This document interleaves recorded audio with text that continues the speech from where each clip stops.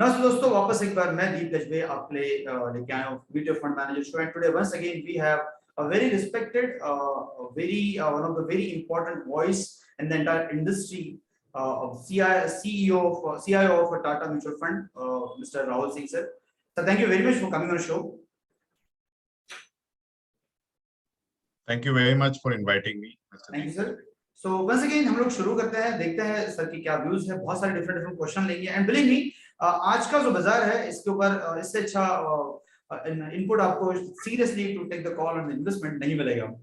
Sir to start with, बाजार बहुत volatile है, बहुत सारी तकलीफें है लोगों को, बहुत सारा करेक्शन हुआ है, 10-12 13-14% के करेक्शंस ऑलरेडी पोर्टफोलियो में आ चुके हैं और लोग थोड़ा सा शैकी हो गए कि भाई ये क्या चल रहा है, मतलब कुछ समझ में नहीं आ रहा। जिंदगी तो आराम से चल रही थी, इन्फ्लेशन अपना एक अलग रोल प्ले कर रहा है और तब भी मेरे पोर्टफोलियो में लॉस क्यों हुई, तो मुझे अभी इन्वेस्टमेंट नहीं करना है। सो अगेन अनदर स्टोरी ये बहुत चल रही है कि आरबीआई बहुत मतलब इंटरेस्ट रेट बढ़ा रहा है और 2-4-5 बार और बढ़ा देगा तो भारत की ग्रोथ स्टोरी तो खत्म हो गई। So your take on this all thought process of the retail investor more precisely. Yes, no, I think you're right that till January, February, it was all normal.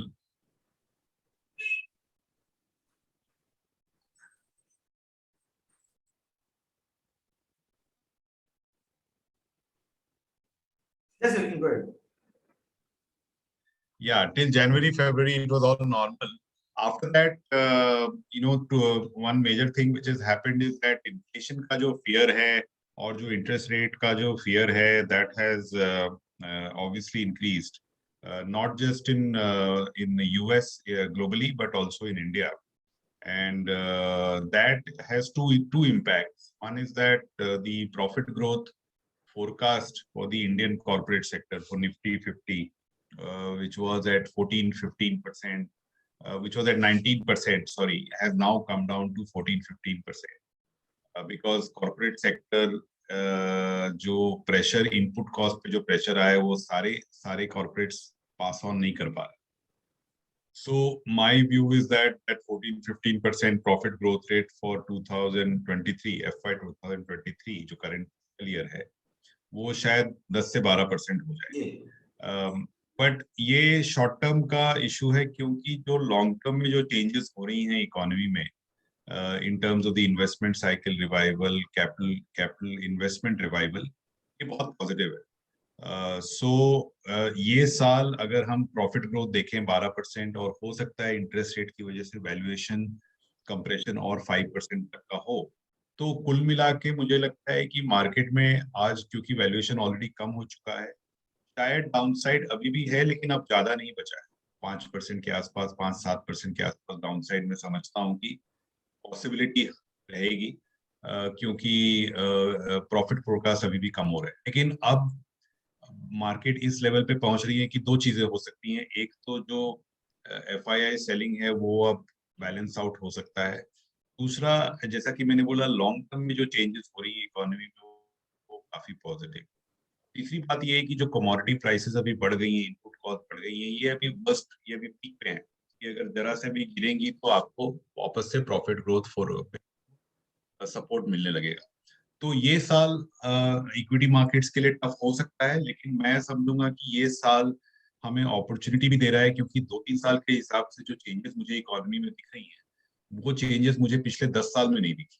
तो जो हमारे यहाँ जो इन्वेस्टमेंट साइकिल रिवाइवल चल रही है वो काफी पॉजिटिव है. इक्विटी मार्केट्स के लिए अगर मैं देखूं 2006 से 2008 एक सुनहरा पीरियड था जब investment cycle was doing well, GDP growth rate was 9%. तो हो सकता है वो पीरियड हमारे आगे हो. एक साल भले ही हम 6 से 12 महीने हम इस तरह से गुजार दें क्योंकि ये एक पीरियड ऑफ एडजस्टमेंट है. इंटरेस्ट रेट, इन्फ्लेशन, ये सब हमें इसे क्या बोलते हैं, डाइजेस्ट करना है इस साल. लेकिन अगर हमने इसे डाइजेस्ट कर लिया तो अगले 2-3 साल के लिए जो इकोनॉमी में चेंजेस हो रहे हैं वो काफी पॉजिटिव है. तो ये साल में मैं क्लियरली बोलूंगा कि थोड़ा कॉशियस रहना चाहिए बट डरना नहीं चाहिए. is how I would say from an investment. Sir हमारे घर मतलब मुझे लगता है 2-3 टाइप की इन्फ्लेशन है। एक तो हमारे घर का जो है वो बाय डिफॉल्ट है ही है। बाहर से ग्लोबल कमोडिटी प्राइसेस या जो अभी थोड़ी देर पहले आपने कहा था, वो भी एक अलग प्रेशर बना रहा है, जो कि घर की कंपनियां उसको पास ऑन नहीं कर पा रही हैं। और तीसरा ऑयल का जो इन्फ्लेशन आ रहा है, एडिशन जो ऑयल के प्राइसेस बढ़े हैं, that is also adding lot of issues in the entire economy. आपका व्यू मैं समझना चाहता हूँ कि ऐसे माहौल में अगर कमोडिटी कंट्रोल में नहीं आता है तो कैसे अर्निंग बढ़ेगा, या कैसे, because lot many things are depend on the earning. तो आपने जो कहा कि अभी ये थोड़ा सा एडजस्टमेंट है, इसका इम्पैक्ट कैसे एग्जैक्टली आप देखते हैं इंडियन इकोनॉमी पे? देखिए, अगर कमोडिटी नहीं कम होता है, अगर कमोडिटी प्राइसेस हाई रहती हैं, तो जैसा कि मैंने बोला कि जो 19% प्रॉफिट ग्रोथ थी फोरकास्ट अगले फिस्कल के लिए और जो करंट फिस्कल के लिए, वो ऑलरेडी 14-15% हो चुकी है। अगर कमोडिटी प्राइसेस करेक्ट नहीं होते हैं तो वो 10 से 12% ग्रोथ हो जाएगी। वो एकदम सीधी सी बात है, क्योंकि कमोडिटी इस तरह की कमोडिटी प्राइसेस को पास ऑन करना हर कॉर्पोरेट या हर सेक्टर के लिए आसान नहीं।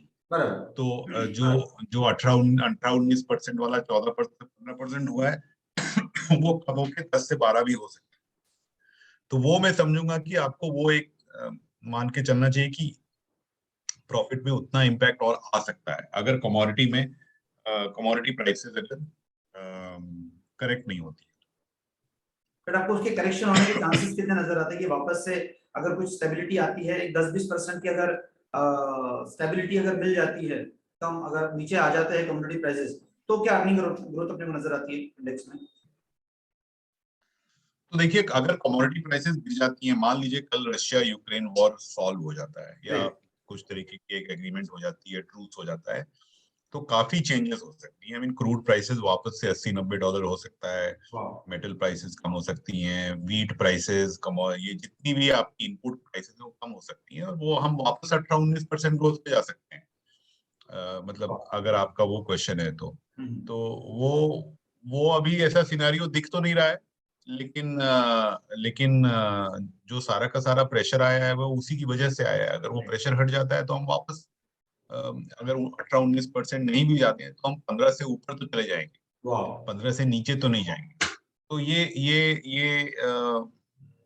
एक इम्पोर्टेंट लाइक वॉच कर सकते हैं इसको हम, क्योंकि इसमें इतनी सारी चीजें जियोपॉलिटिकली ड्रिवन हैं कि इसमें एक बहुत स्ट्रांग व्यू लेना मुश्किल हो जा रहा है कि यही होगा या नहीं होगा, या ये होगा या ऐसे ही होगा, वो बोलना बहुत मुश्किल है। Right, agree. सर थोड़ा सा टेक्निकल जाते हैं, बिकॉज जब हम लोग मिलते हैं आपके साथ तो ये सारी चीजें काफी डिस्कस करना चाहिए। मैं चाहता हूँ रिटेल इन्वेस्टर को भी चीज समझ में आए, बिकॉज उन लोगों को ये आपका डायरेक्ट वॉइस सुनने के लिए नहीं मिलता है। So on a price to earning basis या ईपीएस बेसिस आप 2022-23, 23-24, 24-25 कैसा देखते हैं, और कैसे ये जो डिफरेंस ऑफ ईपीएस है और उसका जो ट्रांसफॉर्मेशन इंडेक्स के लेवल पे है, ये कैसे आते हुए आपको नजर आता है? देखिए, अगर हम 22-23 देखें तो हम मार्केट अभी 18 टाइम्स पे ट्रेड कर रहा है, और अगर 23-24 पे देखें तो मार्केट करीबन लगभग 16.2-16.3 टाइम पे ट्रेड कर रहा है। अगर मैं 10 साल की हिस्ट्री देखूं तो 10 साल में हमारा जो एवरेज पी रेशियो रहा है वो 18 टाइम रहा है, तो हम एवरेज पे आ गए हैं। हम 10 साल के एवरेज पी पे आ गए हैं। क्या हम एवरेज से थोड़ा नीचे गिर सकते हैं? वही अभी हमें वो सोचना है, क्योंकि पिछले 10 साल का एवरेज थोड़ा हायर लेवल पे इसलिए भी रहा है क्योंकि इंटरेस्ट रेट्स लो रही है, इसीलिए पी रेशियो हाई रहा है। इसीलिए वो 10 साल के एवरेज को देखना भी एकदम ठीक नहीं होगा। हो सकता है कि हम 10 साल के एवरेज से थोड़ा नीचे चले जाएं, तो अगर 18 टाइम हमारा 10 साल का एवरेज है तो हम 17 जा सकते हैं, और 17 और 18 में करीबन 5-7% का फर्क है। तो वही मैं बोलना चाह रहा था कि वही मुझे लगता है कि उतना ही मार्केट में करेक्शन की गुंजाइश रह गई है। और होगा क्या कि हो सकता है ये करेक्शन एकदम से ना हो सकता है कि हम 6 महीने ऐसे ही मार्केट रेंज बाउंड में रहें या वॉलेटाइल मार्केट में रहें, और जैसे जैसे हम आगे बढ़ते रहें वो पी रेशियो कम होते रहेगा, क्योंकि हम आगे 6 महीने और आगे देखें और मार्केट अगर यही रहा तो पी रेशियो अपने आप से कम हो जाएगा। क्योंकि हम फिर 2024 की प्रॉफिट में पी रेशियो कैलकुलेट करेंगे। तो हो सकता है वैसा हो सकता है कल 5% करेक्शन हो जाए तो एफआई सेलिंग रुक जाए, और हो सकता है वैसा भी हो सकता है। तो दोनों दोनों चीजों के लिए हमें तैयार रहना है। See, in equity markets and investing you can not predict, but you can prepare, right? So how do you prepare? We'll come to that, but I think that is my attitude today towards markets. Okay sir, value proposition की बात आती है तो आपको क्या segments बाजार में आज अच्छे लगते हैं and how you can really go on overweight, neutral and underweight? या अगर मैं देखूं तो आज जो पहले तो हमें देखना पड़ेगा कि दो चीजें हो रही हैं। एक तो मार्केट में इंटरेस्ट रेट जब बढ़ता है तो दो तरीके के स्टॉक्स या दो तरीके के सेक्टर्स अच्छा करते हैं, जो वैल्यू स्टॉक्स हो गए और जो सिक्लिकल सेक्टर्स हो गए। तो मुझे लगता है कि जो वैल्यू, एकदम डीप वैल्यू भी नहीं, लेकिन जो मार्केट में एक वैल्यू कॉन्शियसनेस आ गई है। मार्केट में जो सुपर एक्सपेंसिव स्टॉक्स या जो सबसे हाई पी स्टॉक, सबसे अच्छी क्वालिटी कंपनी ले लो, कुछ भी पी रेशियो दे दो, वो दिन अब चले गए। अच्छा, अब हमें ठोक पीट के वैल्यूएशन को थोड़े ठोक पीट के स्टॉक्स लेने के दिन आ गए हैं, जो कि हमारा, अगर मैं टाटा म्यूचुअल फंड का स्टाइल आपको बोलूं 2 मिनट के लिए, तो हमारी स्टाइल हमेशा वही रही है, थोड़ी वैल्यूएशन को ठोक पीट के लेने की। लेकिन मार्केट में जो पिछले 3-4 साल में हुआ है उसमें वैल्यूएशंस का कोई मायने नहीं रह गया था, और इसलिए जो है एक्सेसेस होती है मार्केट में, और वो अभी कम हो रहा है।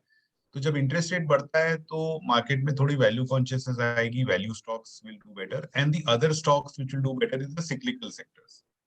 तो सिक्लिकल सेक्टर्स में, जैसा कि मैंने बोला, इन्वेस्टमेंट साइकिल आज जो रिवाइवल हो रही है, ये बहुत ही पावरफुल चीज हो रही है। ये पिछले 10 साल में हमने ऐसा माहौल नहीं देखा है, जब रियल एस्टेट रिवाइव हो रहा है और इन्वेस्टमेंट साइकिल रिवाइव हो रही है, तो एक अलग ही साइकिल शुरू होती है। और इसीलिए हम लोग जो है ज्यादा उन सेक्टर्स पे ध्यान दे रहे हैं जो कि सिक्लिकल सेक्टर्स हैं, जो कि हायर इंटरेस्ट रेट से गेन करते हैं। जैसे बैंक्स हो गए, बैंक्स की क्रेडिट ग्रोथ भी बढ़ेगी अब, क्योंकि इन्वेस्टमेंट साइकिल बढ़ रही है। हालांकि बैंकिंग सेक्टर ने अंडर परफॉर्म किया है पिछले 1-1.5 साल, बिकॉज एफआईआई सेलिंग की वजह से banking has under perform. But जिस दिन FII selling will stop, I think banking will be the best performing sector. And my view is that over the next 2 years, banking can give you 40-50% return oh over the my next. God, amazing. So I am very positive on banking sector. I am positive on the capital goods, industrials sector, क्योंकि जैसा कि मैंने बोला, capital goods में revival हो रही है, investment revival हो रही है। तो 2-3 साल का व्यू अगर ले तो ये सेक्टर में 10 साल से कुछ हुआ नहीं है। और अब काफी दिनों के बाद जो है एक order book revival, investment revival का एक माहौल जो क्रिएट हुआ है, I think that will be very positive for these sectors. So these two sectors, I would say, are the best sectors to focus on. Great sir, दो बहुत और tricky question पूछूंगा मैं। एक थोड़ा इक्विटी से मैं जाके डेट पे जा रहा हूँ उनका sir. either you can say banking and PSU funds or floating interest, or you can say the ultra or any kind of debt funds. Last 2 year cycle is not much good. ऐसे माहौल में fixed income के लोगों ने क्या करना चाहिए? उनके पेशेंस लेवल जो है ना अभी वो जवाब दे रहे। ऑन द कंट्री कुछ लोगों ने जो फ्लोटिंग में भी पैसा डाला था, वो फ्लोटर में भी पैसे बने नहीं है। मतलब even though lot of fund managers give the call कि नहीं, the interest rate cycle will go to go up, तो बेटर है कि आप फ्लोटिंग में Yeah, चले जाए। What is your take on this and how you correct, can correct. Advice to this guys, this investors? तो दीप जी, मैं एक्चुअली डेट का CIO नहीं हूँ, तो मेरी जो नॉलेज है वो थोड़ी लिमिटेड है इसमें। therefore I'll not be able to give you very precise advice, but all I can say is that the current yields are becoming attractive. Alright, So in our own funds, for example, places where we had duration of 1.5 years, we are increasing the duration. We are getting good yields. तो मुझे लगता है कि date के दिन वापस आ रहे हैं। हाँ, और अभी अगर कोई डेट में इन्वेस्टेड है, तो मुझे लगता है एलोकेशन के हिसाब से अभी आपको डेट में एलोकेशन सोचना चाहिए। अवॉइड तो नहीं करना चाहिए, लेकिन क्या कौन सा प्रोडक्ट लें, किस ड्यूरेशन का लें, फ्लोटर लें, अल्ट्रा शॉर्ट टर्म लें, इस पे एडवाइस देना मेरे लिए थोड़ा मुश्किल हो जाएगा। लेकिन एज अ कैटेगरी मुझे लगता है कि इक्विटी एलोकेशंस कुछ ज्यादा बढ़ गई थी पिछले 2-3 साल में या 4 साल में, क्योंकि इंटरेस्ट रेट्स बहुत लो थी। अब इंटरेस्ट रेट्स वापस आ रही है, रेट्स आपको रिटर्न्स अच्छी मिलेंगी डेट में, तो आपको पोटेंशियली डेट में एलोकेशन तो बढ़ना चाहिए। सर एक जाते जाते वापस दो इंसिडेंट्स जो एएमसीज के हुए हैं, थोड़ा सा डिफरेंट है, टाटा से रिलेटेड नहीं है, आई डोंट नो, मतलब बट यस थोड़ा सा कॉन्फिडेंस लेवल शैकी हुआ है इन्वेस्टर्स का। Your message to all investors, मतलब how you look at this events, that certainly nothing to do with Tata, I know. I'm speaking No, about I would not like to. Yeah, Aditya I would not like to. I would not like to comment on my peers, but all we can say is that for at least for us at Tata Mutual Fund, it is a very important aspect that we stay absolutely clean and true to our jobs.